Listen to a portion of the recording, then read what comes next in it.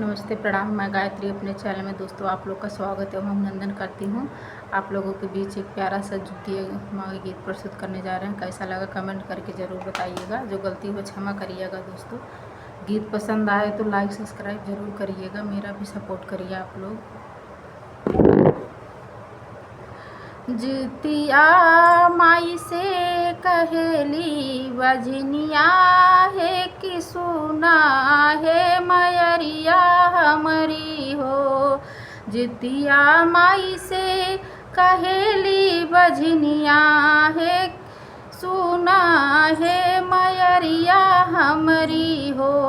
हे मैया भूखल बानी खर जुतिया तमनवा में आस लइके हो। हे मैया मैया भूखल बानी खर जुतिया तमनवा में आस लइके हो।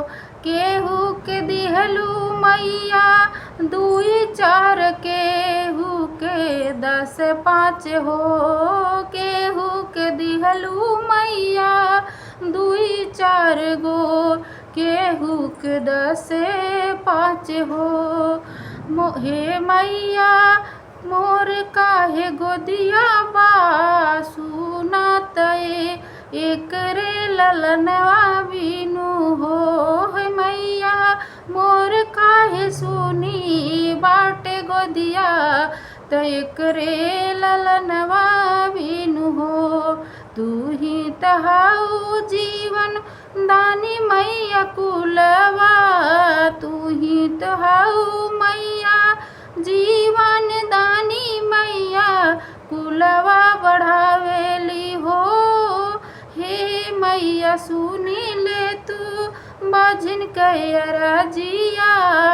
हे मैया सुनी ले तू बाझिन के अरजिया।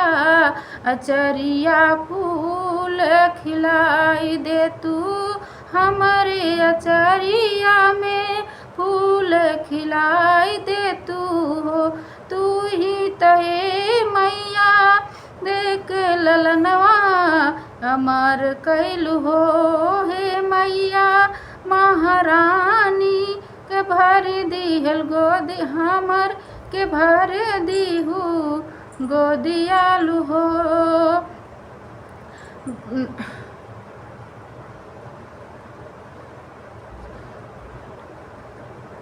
नौआ बाझिन के मिटाई दिहलू। हे मई तोहर महिमा सब जग गावे। नमवा बजनिया के मिटाई दिहलू हो। तोहार महिमा सब जग गावे। व्रत नर नारी करे हो। हे मैया हम हुआ से भूखल बारी खर जुतिया हो। हे मैया हमहू यस भूखल बानी खर जुतिया। आसमानवा के पूरा करिहा इतना जरूर करिहा। आसमानवा के पूरा करिहा इतना जरूर करिहा। जो हे माई हो भर दीहा बजनिया के गोद जुतिया हर साल। हे माई हो भर दीहा बजनिया के गोद जुतिया हर साल। भूखल पूजे चरनिया तोहार पूज भी गोदिया में दिहलू ललनवा हो। गोदिया में ललनवा दीहू पूजबै चरनिया तोहार। गाना कैसा लगा दोस्तों? अच्छा लगा तो सब्सक्राइब शेयर ज़रूर करिएगा। जो गलती हो क्षमा करिएगा।